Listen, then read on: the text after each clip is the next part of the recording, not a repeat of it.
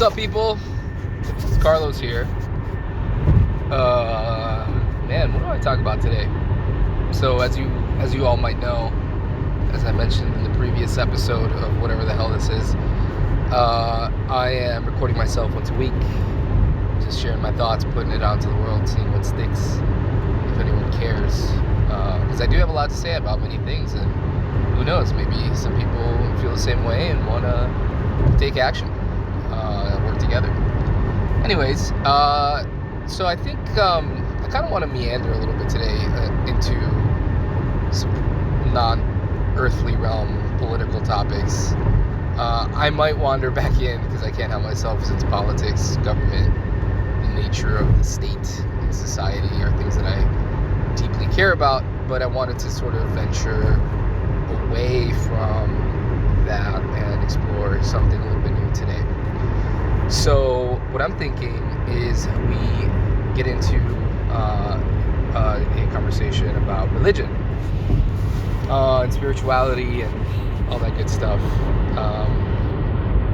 So I'll start by saying that I was raised Catholic. I was raised by two parents who were deeply spiritual but not religious, if that makes any sense. They both really care about their beliefs, and they would definitely self-identify as Catholics. So I would say they would prioritize their Christianity above their Catholicism, if that makes any sense. But so I grew up in that. I personally, and I should say my parents, they were pretty like what's considered liberal. You know, they were not conservative Catholics. They weren't like gays are bad and they're going to hell, and, you know, that sort of flavor. They were more like, you know, God and Jesus should be at the center of everything, but it's not the end all. Like, no, they definitely think it's the end all be all, but like it doesn't mean that you become the zealous, hateful, prideful person as the sole grasp on belief, sole authority on belief or morality or truth or any of that stuff. So I grew up with that belief structure. I liked Catholicism growing up. It worked for me. I definitely didn't like some things about it, so I was very resentful of the what do you call it? You know, it's just the obvious stuff. I'm a millennial, so a lot of this is a no-brainer for many people from my generation. But, you know, just the homophobia, the fact that women have almost no standing in the church. So in the Catholic Church, women can't be priests. They can't be deacons, which are like second-rate priests. They can't do the entire Vatican, which is where the Catholic Church is seated, is all men. Like, the only people who technically live there are men. I'm sure there's women in the area that work there or something, but in terms of the actual residents, it's like all men, because it is their whole belief system is that you have to be male to be a priest, and priests are ultimately kind of the arbiters of truth. So many things about the Catholic Church that I was not into from the get-go. You know, I think I was always sympathetic. I was definitely pro-life growing up, so the messaging worked its magic on me.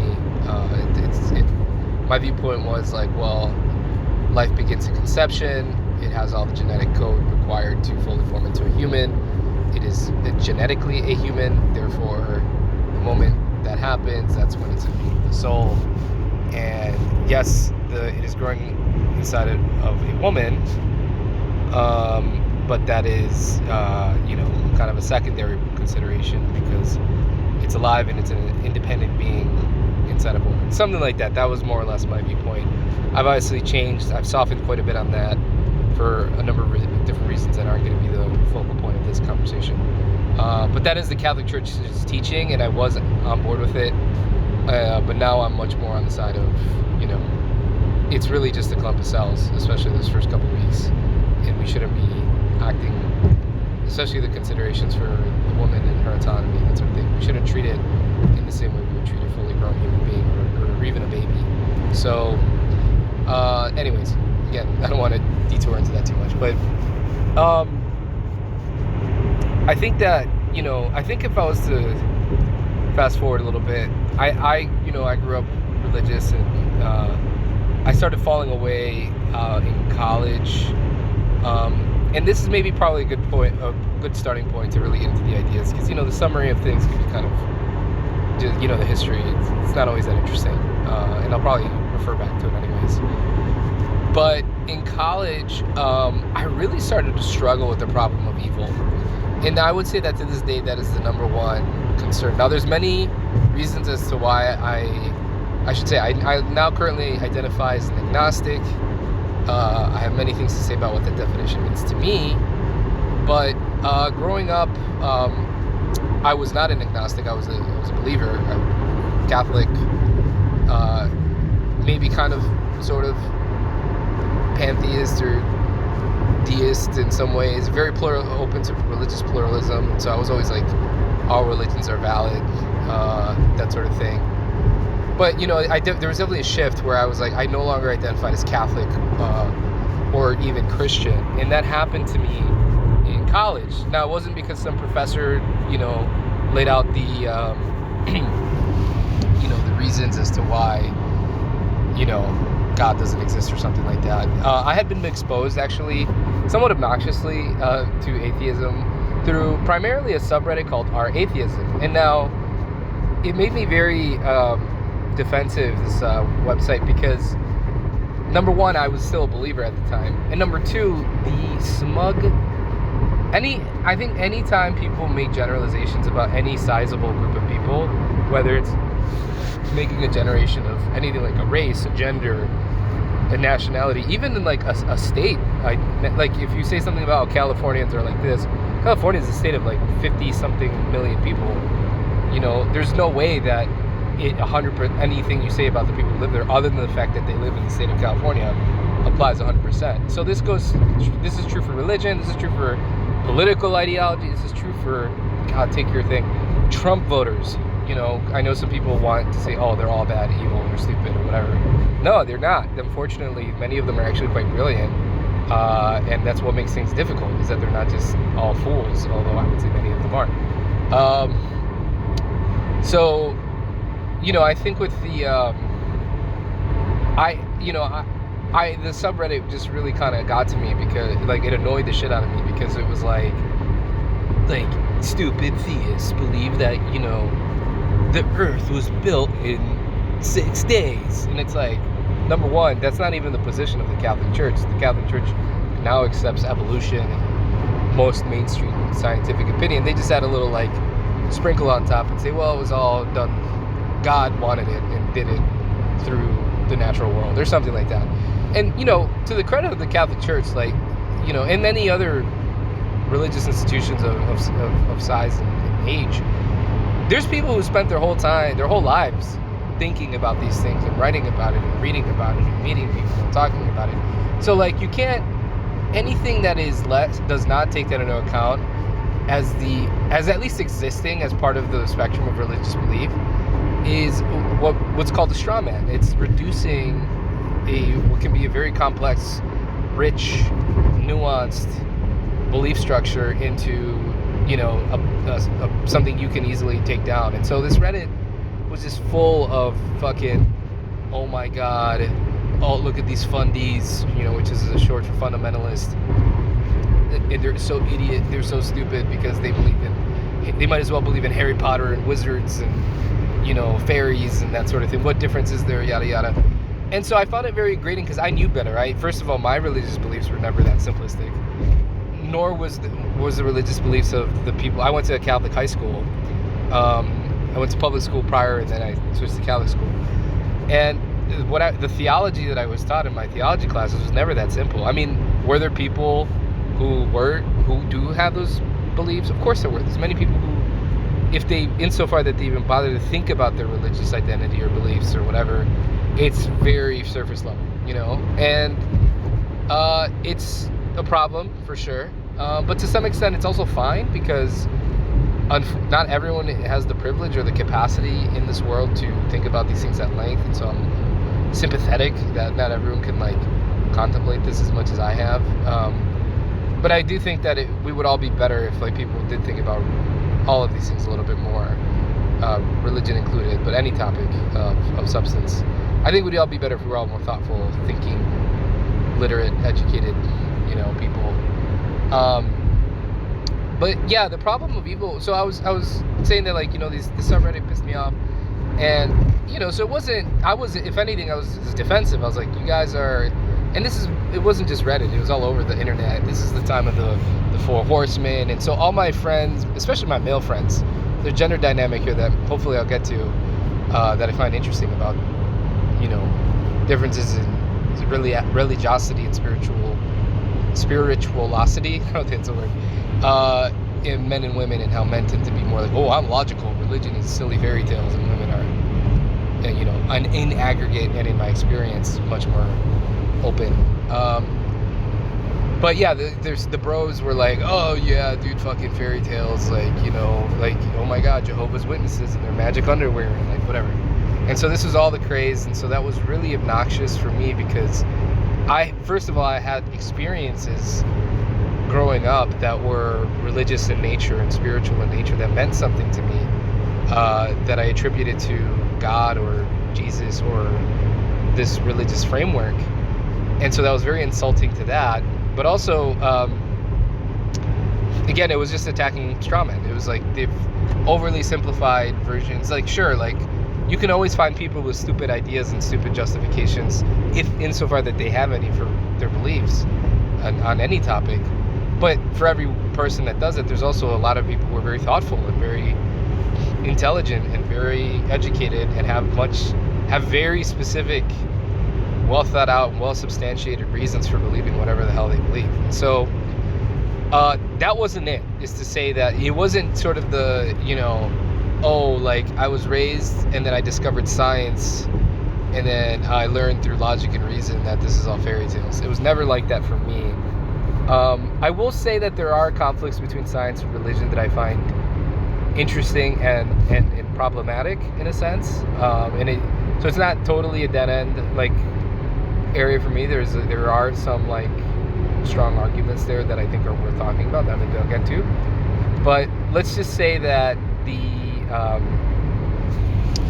that wasn't the main thing for me. The main thing for me was the problem of evil and suffering and the existence of suffering. So, as Christians, and I imagine much of this is true with other religions, but, specifically Christians, Catholic Christians, most especially, you're taught that God is good. God loves you. God loves everybody. God loves the world. And you're also taught that God is Jesus and Jesus is God, or however that works. And God loves the world so much that he brought himself in the flesh, in the form of his son, which is himself, down to die for our sins because he loves us so much, and make the ultimate sacrifice, which is to die with us. Very compelling stuff, for reasons that I might get into. But the point that I want to make here is that that was the gist of the belief system. But I really started to struggle with just the general. So it was two things. There was sadness that I would experience myself through challenges that I've faced as an individual, that I've struggled with in my life, and also sadness about the world at large, its history, how it currently exists, and that sort of thing. And so when I look at the world, unfortunately, I see an endless amount of violence, a seemingly endless amount of violence, of suffering, of pain, misery. There's death, there's rape, there's murder, there's disease, there's famine, there's rejection, there's humiliation, there's betrayal. There is no shortage of things that suck. Now you might say, well, Carlos, like, there's also no shortage of things that are great. And I'd grant you that, sure. I mean, do I think that things even out on scale, even 50-50? I don't know. It's a little too optimistic for me. But even if I grant that it was 50-50, or even if that there was more, it was 90-10 or 99-1 in favor of good things existing, putting things in a binary for the sake of this argument, why allow suffering at all? Why subject your own creatures that you have allegedly created to suffer? Why make us go through that? Why not just grant us eternal paradise from the get-go? Now I'm going to go through a bunch of silly things here because there's a bunch of silly responses that I think I should respond to, since they're most often the first responses that people have to these questions. So one of them is like, well, without good there can't be evil. And I'm like, without evil there can't be good. I'm like, well, listen, if I'm an omniscient, all-powerful God that I can do whatever the fuck I want, I can create reality in whatever way. So no rules apply to me. It's not like because there's up there has to be a down. No, I'm God. I can define that. I can say, no, there's only up, there's only good, there's only wonder, and there is no absence of wonder either. It's not like, oh, there's nothingness and then holiness and whatever, people try to make arguments of, like, if it's not polar, a binary of good and evil, then it's also like something and nothing or something. None of that. I could just create reality however I want, and it might lead to some crazy conclusions, like maybe the separation of individuals into discrete finite beings from an all-powerful, all-loving, eternal central essence that we all are connected or a part of, by like breaking off into pieces, it creates separation, and then it creates all the things we know as suffering. But it's like, why did it all then? Just don't do it. Just don't have existence be a thing. And it really is an important thing to think about. Like, why have us exist at all? Like, why have humans be here at all? Or why have anything? Why not just not create this world in which things have to eat each other to survive? And energy has to be exchanged and particles break apart. And, I'm attributing, obviously, suffering. I don't think H2O really cares when it's broken up into hydrogen and oxygen, like, I don't think it has feelings about it. But just the fact that all of this seems to, it begins at the level of, it's a foundational part of this plane of existence.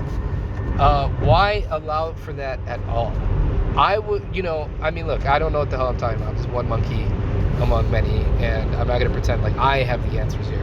But if it were my universe, I'd say, hey, let's not just make it at all. Let's just have everything be eternal bliss for all beings that ever were and ever will be, and that's it. And then people are like, well, wouldn't you get used to it if it was like you felt that at all times? I'm like, no, I'm God. I get to create whatever rules of logic and inference that I want. So no, in my universe, it's pleasure all the time, and it never gets boring, and you never want anything else.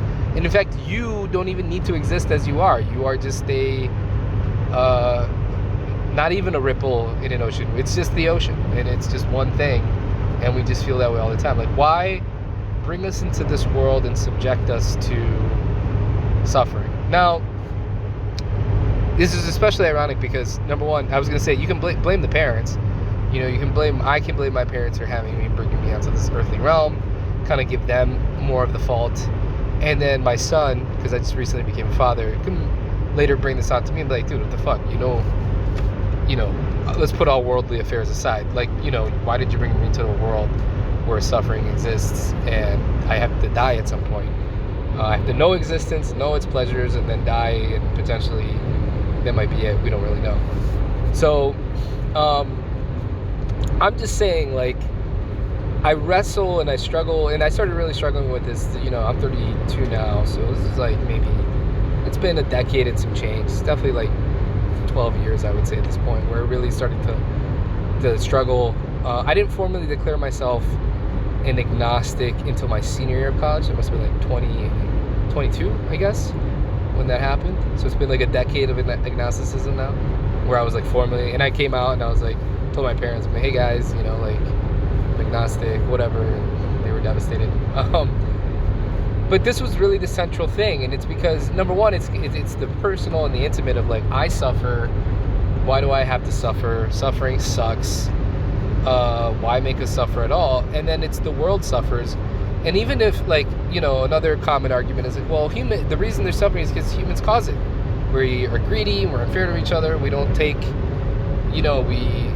if we humans just behaved ourselves in the way God intended, all would be well. And I'm like, no. Would things be much better? Absolutely. But unfortunately, death and pain and suffering are built into the very fabric of this existence. Starting with the fact that animals eat each other, and I'm not going to turn this into a vegan versus carnivore thing. Like, even if you're eating a plant, you're in many instances, if not most, you're harming the plant in some kind of way. In some instances, I guess you're not. But, like, you are, especially when you eat animals, like, all kinds of species. A frog eats flies. Like, a freaking fox eats a frog. Whatever. Like, a bird eats a fox. Like there's a whole ecosystem of carnage and suffering. And it's, like, literally, you die.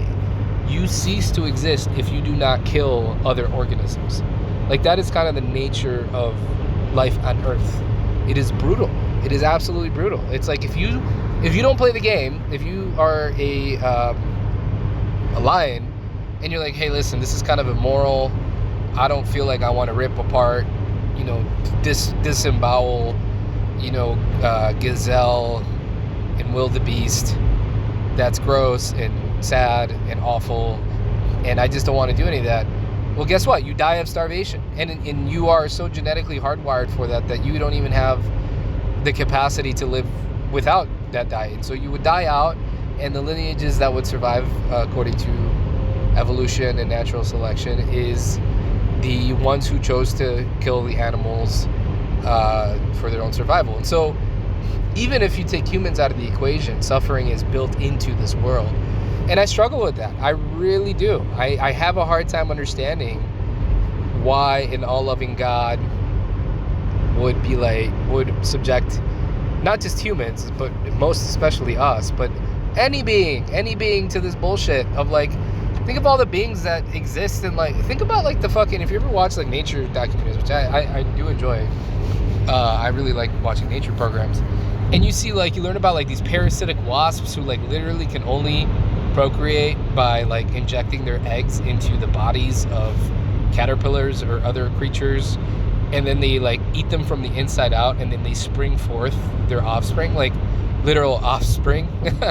Like, that's nature, so there wasn't, we didn't decide. It's not like humans were like, hey, let's fuck up the world and make this a thing. That predates us by a long time. So this is all to say that humans would suffer, I think, in a biosphere with disease and death and limited resources, and and death most especially the fact that even if we had all this figured out with each other, we would still die, and death brings its own set of really, really serious concerns that I might address today. So that was kind of the really thing that pushed me over. I just want to illustrate, there were other things at play here. Like, it was, like I had mentioned, specifically for the Catholic Church, the homophobia, the sexism, or just the fact that women are, I guess you can call it sexism, that they're not, the patriarchy, and this, like, this is, like, people use that word kind of loosely, but that is a straight up patriarchy. It is fucking men from top to bottom, all the way to the Vatican. So, some beliefs on certain issues, again, even though I actually largely agree with the Catholic Church on many of its positions, even to this day, but there's many that I'm like, no, you guys are brain dead. And so that was some of them, and then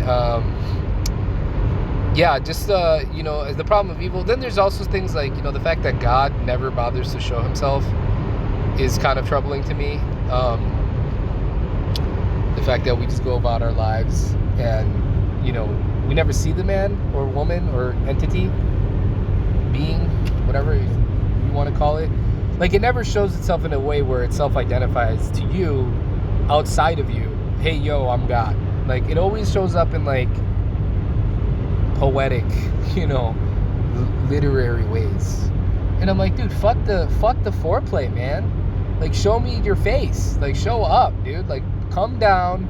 And this is what allegedly Jesus was, which again is what makes Jesus all the more appealing to me. Because I always say, like, God, get your ass down here and come look at the mess you created and see what it's actually like. Don't just, lecture us from your high horse. Like, fucking be with us. And so that is one of the appealing messages of Jesus Christ. And he was like, okay, I'll take you up on that. And he came down and he realized how much it sucked, and he died and was betrayed and murdered by the state, and he allegedly rose from the dead, which it's a wonderful happy ending.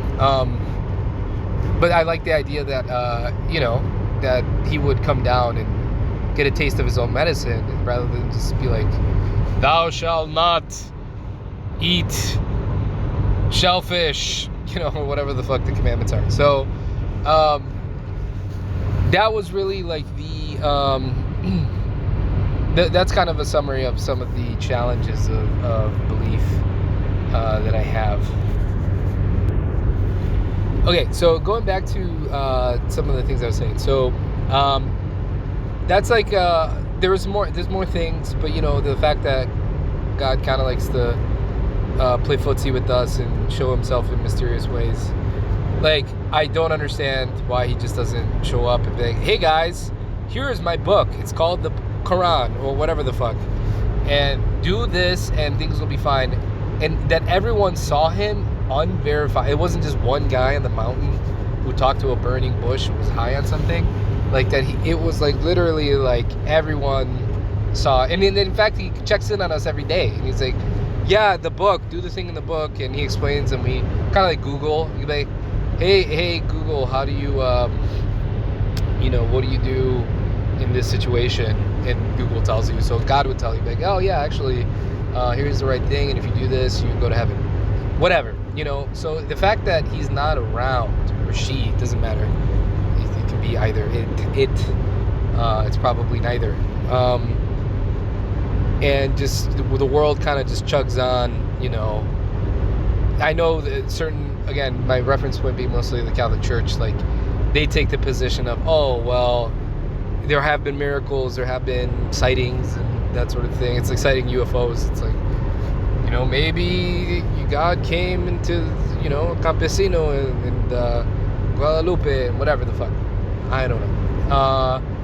Really struggle with that though. And so the answer that people come up with, that I've heard insofar that I can remember people's answers to these things that I've brought up over many years now, is usually something along the lines of like, well, listen, you got to have faith.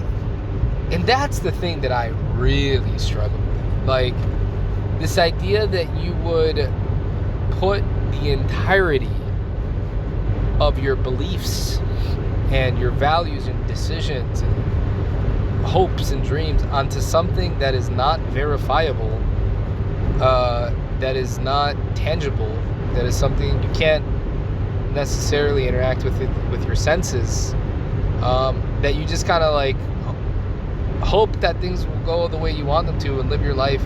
Like having, I sometimes, I'm sure many struggle with the fine distinction between faith and hope, but my understanding is that hope is like a sort of more passive term, that it's like desiring a certain outcome, whereas faith is like acting as if the outcome were already true, right? And living your life in accordance in a certain way. And for the record, to some extent, I already do that. I already live my life in a sense with faith, because I do try to live my life as if God was real, and as if religious and spiritual teachings, especially Christian, though not exclusively Christian beliefs, were real, for reasons that I might get into. So I think that something I'd like to communicate here is that this happened to me, and then I've never really been able to figure something out since. Now, there's a problem in my particular instance, because my entire foundation was built on religion.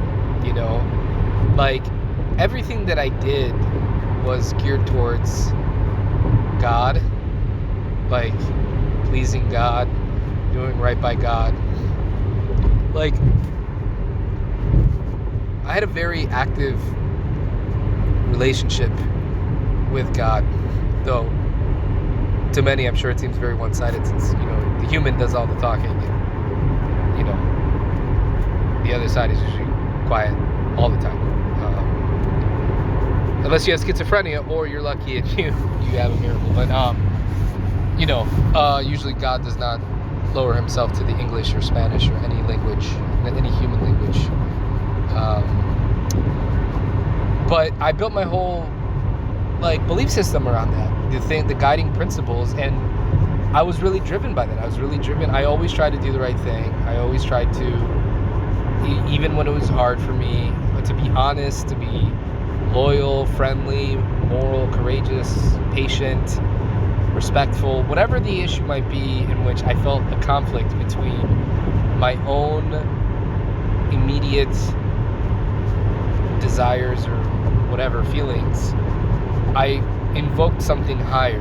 Now, I might be able to substitute that with society or humanity and doing good for the world sure, but there's nothing to me that is as deeply invigorating as the belief that it's appealing to an all-powerful being who loves you dearly and has been there all the time with you and is the source of all goodness and righteousness in the world, And so I've never been able to fill that hole.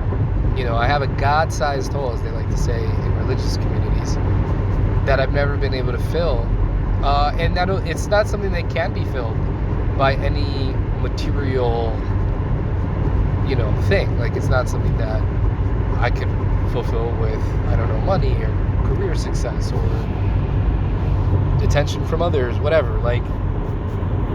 There's things in life that I think can be satisfying, and I've definitely had many satisfying things since then. But nothing to me could ever approach that feeling. But the problem is that I could never go back. Once there's, so I should say my wife is a theologian, so I married a Catholic theologian who has very interesting beliefs. I want to give her credit in the sense that she's not just this, by the book Catholic. She has a very complex set of her own religious beliefs that I find very interesting and insightful and inspiring at times. So, I tell her all the time that, deep down, I really crave the blood of Jesus. I thirst for that shit.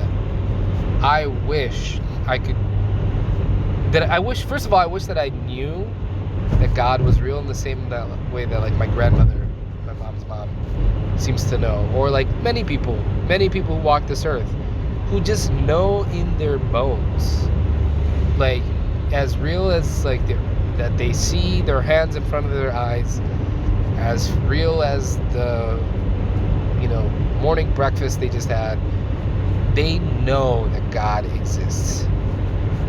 Now, is it true that they know? I don't know. I'm not in their body, so I can't really tell you whether or not they're lying to themselves. But there are some people out there, maybe few, who just know. And that's amazing. That's amazing to me. Imagine being able to just go to sleep at night knowing that God loves you and that he's waiting for you on the other side, and you know it. It's not like you think, you hope for it. It's not but you know. That is the thing I crave the most. I wish I could go to sleep every night knowing I'm nope, he's there, he's waiting, or she, it. And, as soon as this ride is over, he'll be there to, at the finish line. But hey, good job, sport. Good job. You did great. Let me explain everything to you now, why certain things didn't go your way. And now we'll spend the rest of the eternity, walking the many cosmos that I'm sure she's created. And I can explain to you all of these wonderful things. Why Hitler had to exist and the Nazis, and why there's a genocide happening in Palestine right now, et cetera, et cetera. So, I wish I had that. Now, I understand, though, that that's actually not the case for most people who are religious. Most religious people that I've spoken to will say that they struggle with this. They have faith, they live their life as if it was true, but they don't always feel that sense of belief, that connection, in this kind of overwhelming sense that I just described. Many people feel a desire and feel a connection, but it comes and goes, and there's always a sense of doubt. There's always I don't know, am I deluding myself? That's a lot more closer to my experience. I think the challenge for me is that these people are choosing to live their life as if something were true, even though they don't really know as it is, but the implications into their lives can be very significant. Now, there's many religious people who religion is only there for convenience, meaning it doesn't really have an impact in their lives, either because it's just a purely cultural tradition, or if insofar that it has any spiritual or personal element to it. It generally comes in times of crisis or difficulty, and it's there when you need it, but then when everything's figured out, you can just peace out, go back to living your life, this earthly life, until the next time the going gets rough, But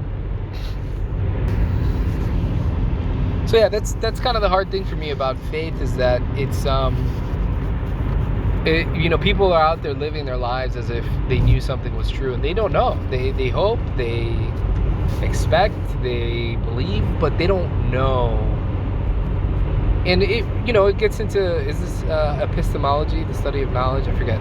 Like, what do we actually know, right? Like, knowledge itself can be tenuous. Like we take gravity for granted, but the scientists will tell you, a true scientist will say, this is just the best theory we have. Now there hasn't been anything to disprove this theory, and we've tried. The scientific method is, done through falsification, and so they've tried everything to disprove this given belief, like gravity, and they have not been successful at it. And so that's why it continues to prevail, because nothing that they've done to disqualify it has succeeded. So that kind of this knowledge through falsification is also kind of tenuous, because sometimes eventually they do falsify things and say, oh, actually, this was different. Now, is it always a radical departure from their previous theory? No, it's usually pretty aligned. A comment on the scientific method is that it completely relies on a set of assumptions. One of them being that our senses are the best way to ascertain things. That we can through observation and experimentation, we can more or less know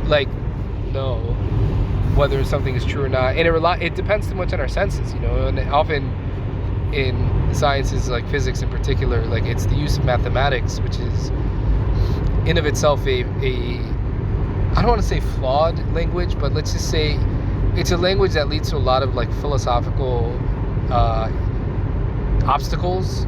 It's not solid, I've seen some great YouTube videos explaining things such as Gödel's incompleteness theorem, and so even mathematics itself is limited in its capacity to explain, or limited. Its own system is like, it can be self-contradicting, or if not self-contradicting, it just has its own unsolvable problems that may never be able to be solved. And that language is the foundation of what is understood in the sciences, physics again in particular. That's how we use formulas with variables and with numbers, to describe our laws of the universe, whether it's the universal law of gravitation, or the certain constants like the Planck constant or whatever. We use mathematics. So this is all to say that, like, even in those fields where there is such a degree of precision and rigor and reliability, it's not all rock solid. Again, we act as if it is, but we could be a discovery or several discoveries away from something turning the whole ship upside down. Now, it hasn't happened in a while, but it has happened. One of the greatest examples being Einstein's theory of relativity supplanting Newtonian mechanics, or in the case of quantum mechanics, supplanting whatever the previous understandings of the microscopic world were, and what quantum mechanics being this absurd, weird world where things exist in superpositions and states of probabilities, and not in this tangible, yes or no binary way that we sort of understand everything else.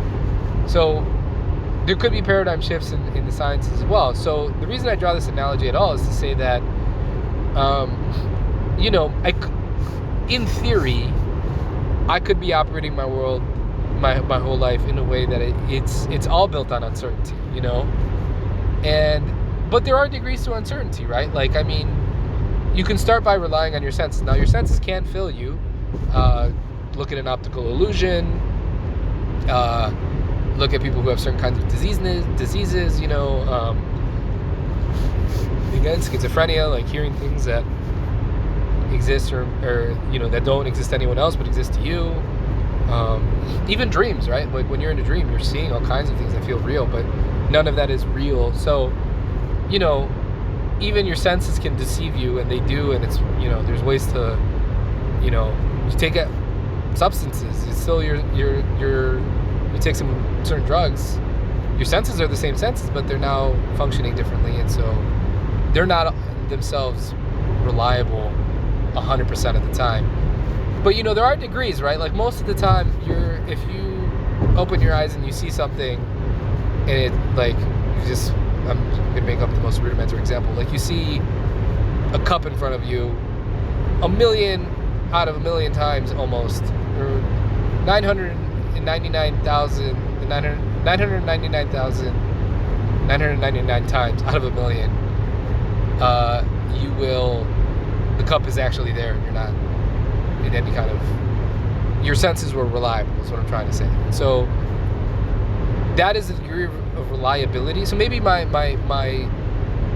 measurement here for truth is reliability, or for trust, or for knowledge, is, can I rely on this thing being consistent? And so, your senses are fairly consistent. Like, so you can say, hey, like this, my left arm was here yesterday, and it's going to be there tomorrow. And assuming nothing happens to it, I can trust my left arm to tell me things about the world through the sense of touch, or whatever, my sight. And so,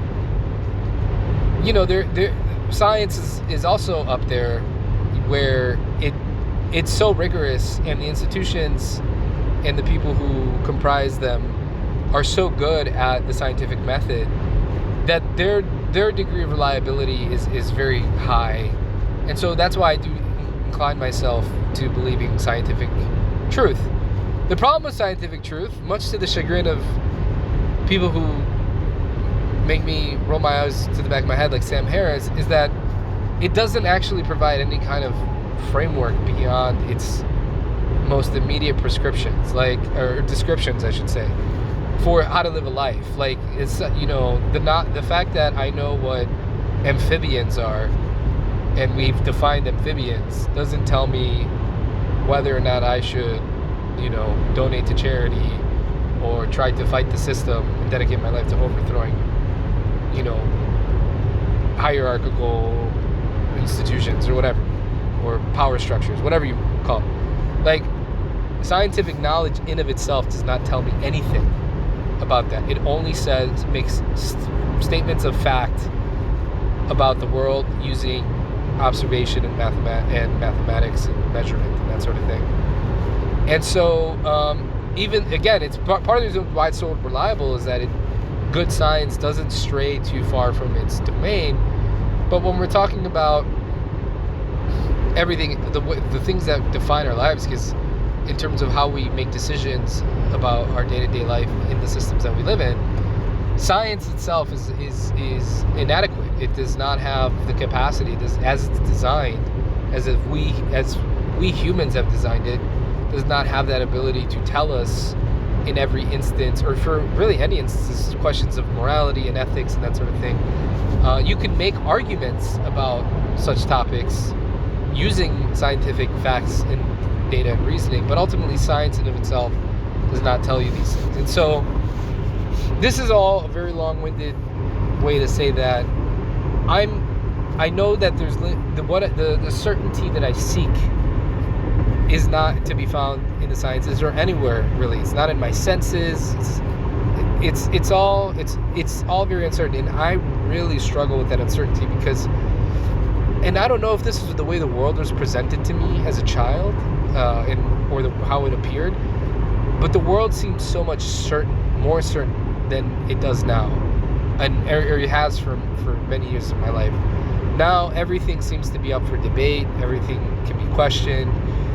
And unfortunately, I do think that is what tends to be more true, is that, yeah, most things are up for debate.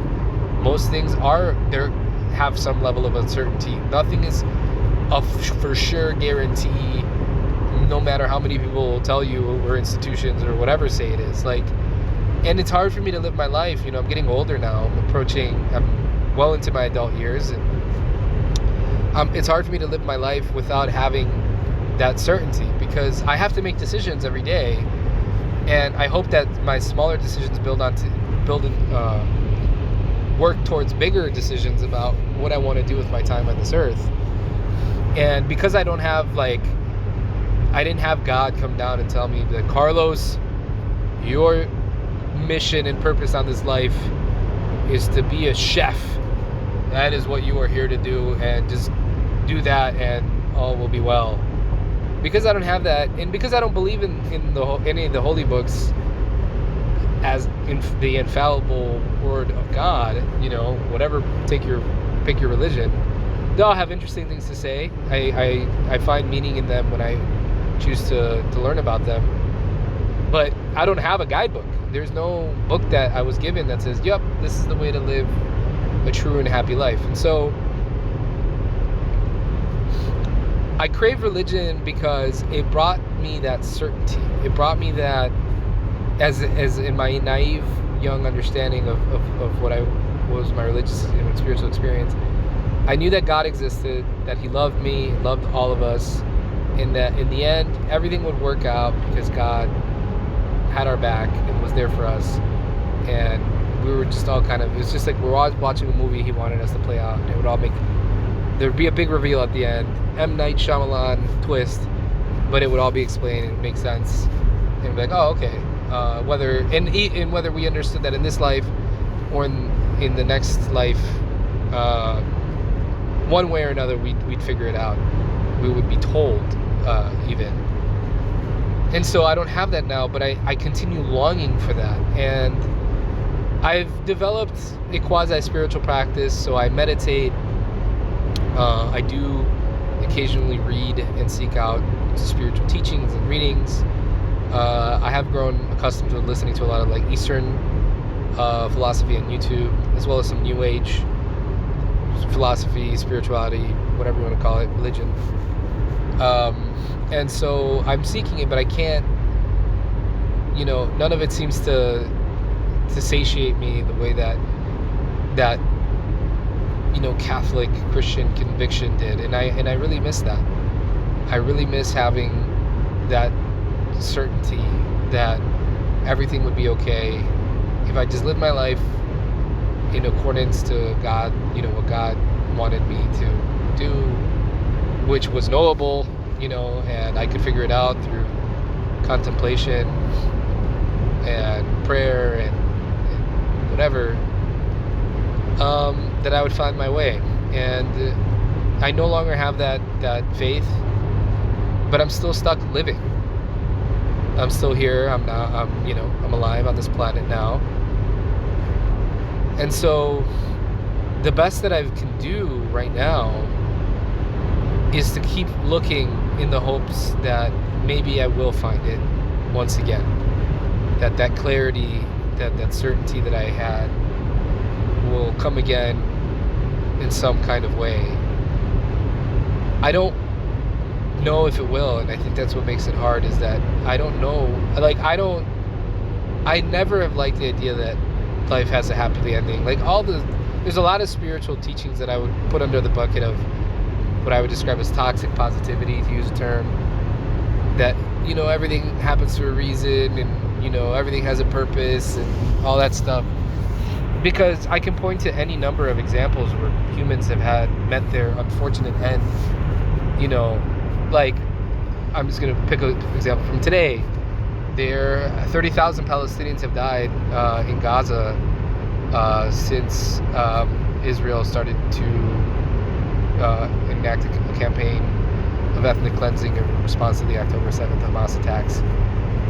in Israel, and many of those people were children, infants even, and even if they weren't, even if they were adults, it doesn't matter. Like, the fact that their lives had to end in such brutal circumstances, like, it's hard for me to just confidently, I would say audaciously and brazenly say, oh, well, it all means something, and God, it's all part of God's plan or something. I don't know. I don't fucking know. Like, and so I think it's disrespectful almost to have that level of audacious belief that something that no one else seems to know, or that very few other people seem to know.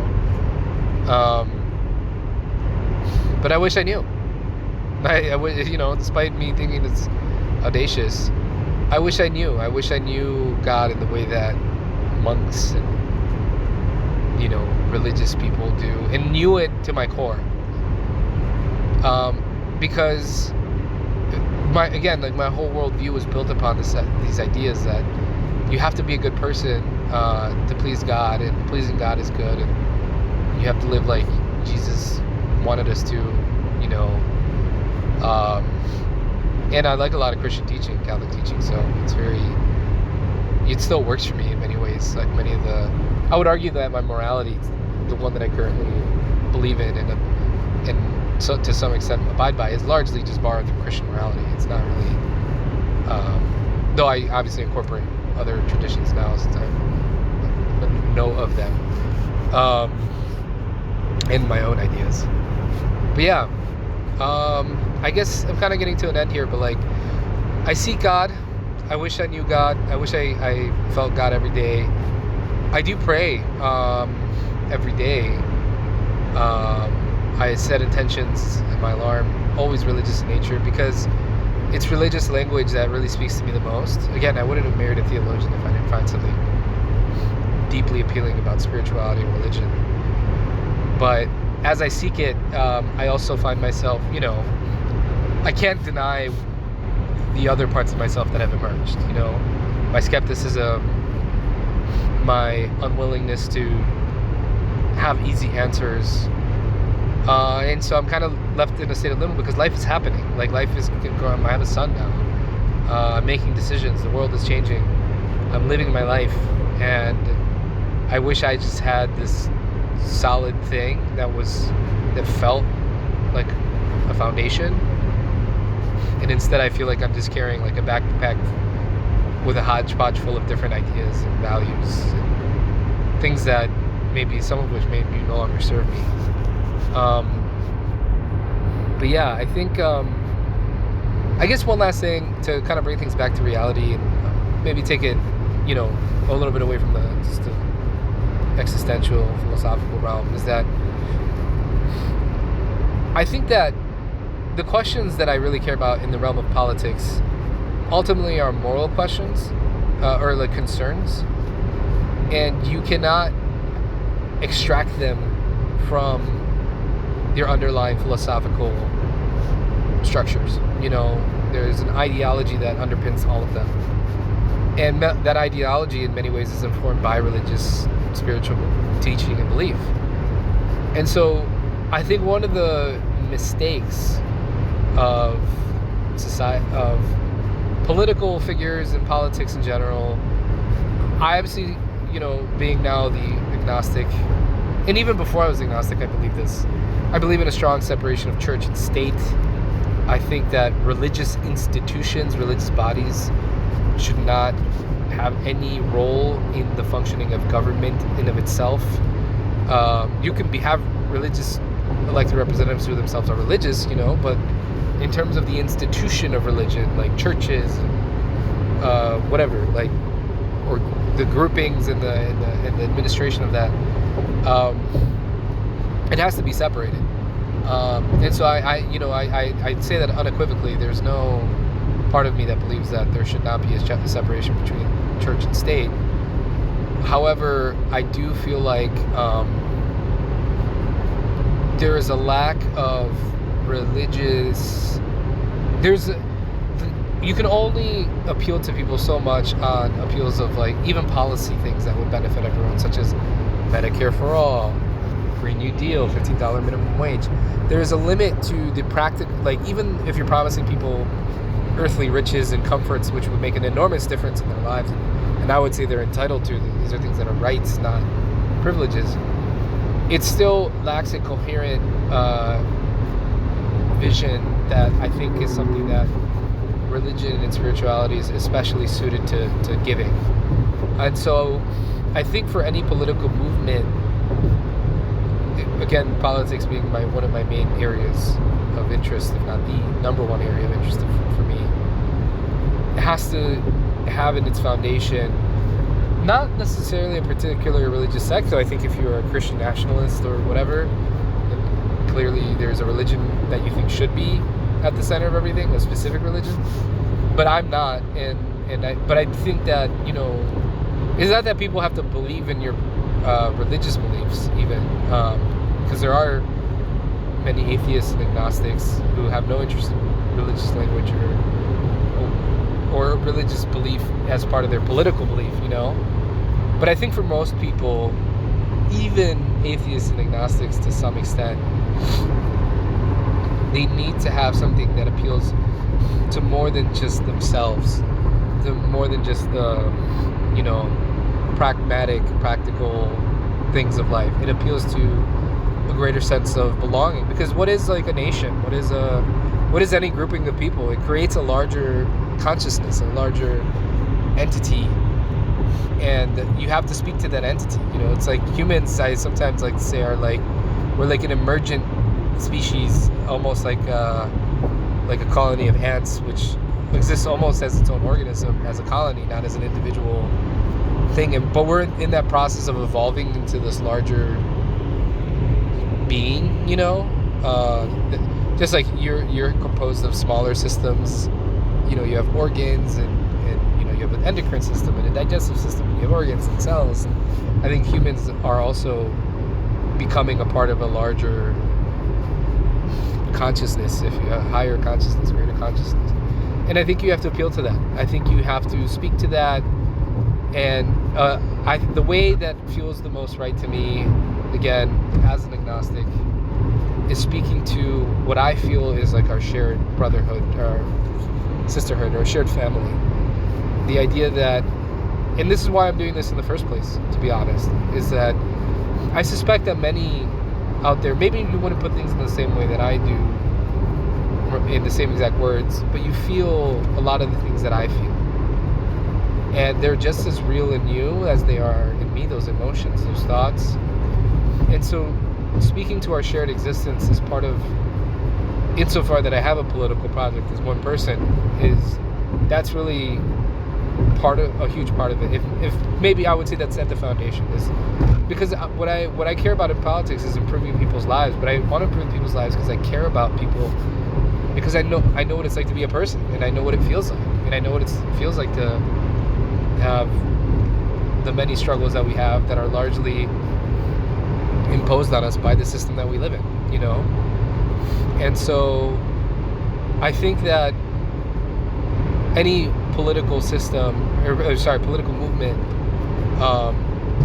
needs to take into account these religious, spiritual desires that we all seem to have, without falling victim to a particular religion or whatever. It's not. I'm not advocating for one religion to be a campaign, part of a political campaign or movement. I'm just saying we have to speak to these truths. I feel like they're the most compelling because they're the why. You have to speak to the why.